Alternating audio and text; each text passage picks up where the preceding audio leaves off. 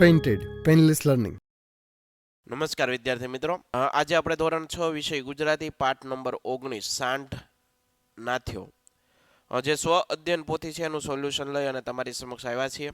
તો વધારે ચર્ચા આપણે પ્રશ્નોની કરીએ. નીચેના પ્રશ્નોના ઉત્તર લખો. ચંદા સાહસી છે એવું તમે શાના આધારે કહી શકો? ગામમાં એક તોફાન સાંઢ રખડતો રખડતો આવી પહોંચ્યો. સાંઢનો ગામમાં ખૂબ જ ત્રાસ હતો, પણ કોઈ ચૂ કે ચા ન કરતું. બધાએ ભેગા મળીને સાંઢને પગે ડહકલો નાખવાનું નક્કી કર્યું. પણ ડહકલો નાખવા જાય કોણ? ત્યારે ચંદા સાંઢને ડહકલો નાખવા માટે તૈયાર થાય છે. માટે ચંદા સાહસી છે એમ કહી શકાય. ગામમાં સાંઢનો ત્રાસ હતો એવું તમે શાના આધારે કહી શકો? ગામમાં સાંઢનો ત્રાસ હતો કેમ કે સાંઢ છે, સાંઢને જોઈને સીમાડામાં ઢોર પાછા ફરતા નહીં, પણ જીવ લઈને નાસી ભાગતા. સીમમાં જતા લોકો પણ એ રસ્તે ન જતા. આમ સાંઢનો ત્રાસ વધતો જતો હતો. આખલાએ શા માટે ચંદા પર હુમલો ન કર્યો? ચંદાની અણિયાળી આંખોથી અજાયો હોય એમ આખલો પીડ્યો પીડ્યો ચંદાને તાકી રહ્યો હતો. ચંદાએ તેની આંખમાં આંખ પરોવીને ત્રાટક રચ્યું. સામાન્ય રીતે દૂરથી કોઈ મનુષ્ય કે પશુને આવતા જુએ એટલે આખલો એની પાછળ પડતો, પણ અહીં તો એ ઊંચી ડોક કરી ચંદા તરફ એકદમ તાકીને જોતો રહ્યો. ગુમાની આંખે આખલાએ એ સ્ત્રી શુલ્લક લાગી હતી કે પછી એના સ્ત્રી શક્તિ અને સૌંદર્યથી અંજાઈ ગયો, ગમે તે કારણ હોય, પણ આખલાએ ચંદા ઉપર હુમલો કર્યો નહીં. બરોબર. વધતો વિજય ઉગતી દયાને ગળી ગયો. આ વિધાન સમજાવો. ચંદા આખલાને ડહકલો નાખવા નીકળી. આખલા પાસે જઈ તેને ત્રાટક રચ્યું. આખલો અંજાઈને તાકી રહ્યો. ચંદા એના કપાળ પર અને આંખો ઉપર પોતાનો હાથ ફેરવતી રહી. ડોક જમીન પર નાખી નિરાતે સૂઈ રહ્યો. ચંદાને રહ્યો સયો ભય જતો રહ્યો. તેણે માથે પગે હાથ ફેરવતા ચારેય પગ વારાફરતી ઊંચા કરી જોયા. ચંદાને આટલા ગરીબડા થઈ ગયેલા આખલાને જોઈ દયા આવી, પણ તેને નાથવાના વિજય ક્ષણ પાસે હોવાથી તેણે વારાફરતી બંને પગે ડહકલો ગાળો ફેરવી દીધો. માટે વધતો વિજય ઉગતી દયાને ગળી ગયો. મિત્રો, હજી સુધી તમે પેન્ટેડ એપ્લિકેશન ડાઉનલોડ નથી કરી તો આજે જ ગૂગલ પ્લે સ્ટોર પર જઈ અને પેન્ટેડ એપ્લિકેશન ડાઉનલોડ કરી લો, જેની અંદર દરેક વિષયના સ્વાધ્યાય પોથી, એકમ કસોટી, સ્વ અધ્યયન પોથી ઉપરાંત એના સોલ્યુશનના વિડીયો સાથે તમને મળી રહેશે. દરેક વિષયના ડીપલી વિડીયો લેક્ચર, ધોરણ 9-10ના વિદ્યાર્થીઓ માટે લાઈવ વિડીયો લેક્ચર, દરેક વિષયની વિષયવાઇઝ પીડીએફ પણ તમને પ્રોવાઈડ કરવામાં આવશે. ભાવનગરની અંદર વસવાટ કરતા હો તેના માટે ધોરણ 8થી 12ના તમામ વિષયનું કોચિંગ પૂરું પાડતી કોચિંગ ઇન્સ્ટિટ્યૂટ આલ્ફા એકેડમી કાર્યરત છે. તમે એમાં જોડાઈ શકો, એનો સંપર્ક કરી શકો. યુટ્યુબની અંદર અમારા વિડીયો તમને ગમતા હોય તો અમારી ચેનલ છે, YouTube channel painted YouTube channel, હજી સુધી સબસ્ક્રાઇબ નથી કરી તો સબસ્ક્રાઇબ કરી લો, જેથી કરીને તમને અમારા આવનારા વિડીયોની માહિતી તમારા સુધી પહોંચતી રહે. નીચેના વિધાનો કોણ બોલે છે, કોને કહે છે તે લખો.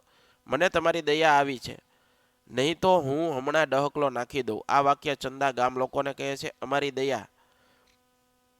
આ વાક્ય ગામ લોકો ચંદાને કહે, બેટા પુરુષથી ન થાય તે કામ આજે તે કર્યો. વાક્ય રયુજી ચંદાને કહે છે, તમે પુરુષ દેખાતા હો તો હું તો કોઈ પુરુષને દેખતી નથી. આ વાક્ય ચંદા રયજીને કહે છે.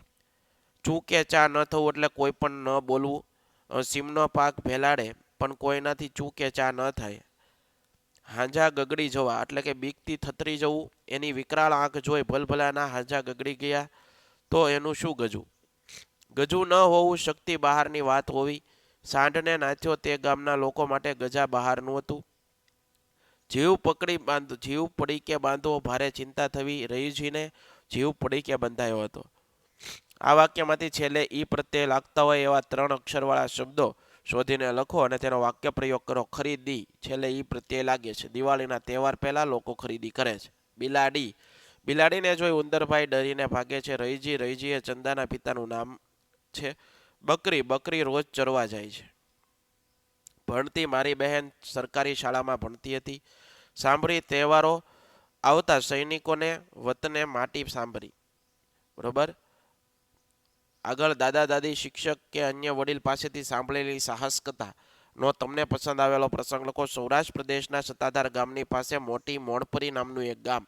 કેટલા વર્ષો પહેલા તે ગામમાં માત્રાવાળા નામે એક ખેડૂત. માત્રાવાળા દરરોજ વાડીમાં ઝાડની નીચે બેસીને નદીનું પાણી જોયા કરતો. એકવાર તેણે જોયું કે એક સિંહ પોતાની પત્ની સાથેનું નદીનું પાણી પીવા માટે આવ્યો, પાણી પીવા જતાં નદીના પાણીમાં રહેલા મગરે સિંહની પત્નીને મારી નાખી. સિંહે તેને બચાવવાનો ઘણો પ્રયાસ કર્યો, પણ એમાં તેને સફળતા મળી નહીં. દુઃખી થયેલો સિંહ નદીના કિનારા પર બેસી રહ્યો. 4 દિવસ પછી મગર પાછો આવ્યો. ત્યારે સિંહે ઝડપથી તેના પર હુમલો કર્યો. તે બેની વચ્ચે ભયાનક લડાઈ થઈ. અંતે સિંહે મગરને મારી નાખ્યો, પરંતુ તે પોતે પણ બહુ ઘાયલ થયો. ત્યાં જ પડી ગયો. માત્રાવાળા દૂરથી આ બધું જોતો હતો. તે ઘાયલ સિંહની મદદ માટે આવ્યો, દવા લાવી અને સિંહની સારવાર કરી. કેટલા દિવસ પછી સિંહને સાજો થઈ ગયો અને પછી માત્રાવાળાનો તે મિત્ર બની ગયો. ત્યારબાદ તે દરરોજ દરવાજાના માત્રાવાળાના ઘરમાં તેના પાસ રહેવા લાગ્યો. તે માત્રાવાળાના સાથે બધે જ ફરતો, તેના ઘર અને ખેતરનું રખોપું કરતો. માણસ અને સિંહની આ અજોડ દોસ્તી કેટલા વર્ષો સુધી ચાલી. માત્રાવાળાના અવસાન વખતે સિંહ દુઃખી થયેલો. સિંહ સ્મશાન યાત્રામાં પણ ગયો હતો. સ્મશાનથી તે જંગલમાં જતો રહ્યો. ત્યારબાદ કોઈ પણ માણસે એ સિંહને જોયો નહીં. આજે પણ લોકો આ સત્ય ઘટનાને ભૂલી શકતા નથી. નીચેના આપેલા શબ્દોને બે સમાનાર્થી શબ્દ અશ્વ તો ઘોડો અથવા તોખાર, નેત્ર તો નયન આંખ, સૂર્ય તો રવિ ભાનુ, કૂદકો તો છલાંગ ઠેકડો, પગ તો ચરણ પાય. સાંડ નાથ્યો પાઠમાં ચંદાના કયા ગુણોનો તમે આકર્ષ્યા? સાંડ નાથો એકમ મુખ્ય પાત્ર ચંદા છે. ચંદા બહાદુર છોકરી છે. તે કોઈ પણ વાતને સ્પષ્ટ રીતે કહે છે. પોતાની બુદ્ધિ ચાતુર્યથી અને સ્વાસ્થ્યતાથી સાંઢને નાથે છે. તેને સાંઢને ડહકલો નાખવા જતાં દયા પણ આવે છે. તે નીડર અને સાહસી છે.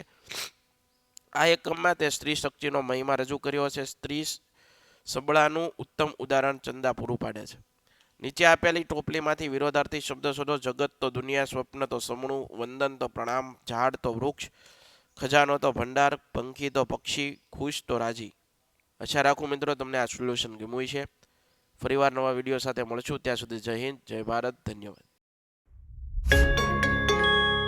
Painted, Painless Learning.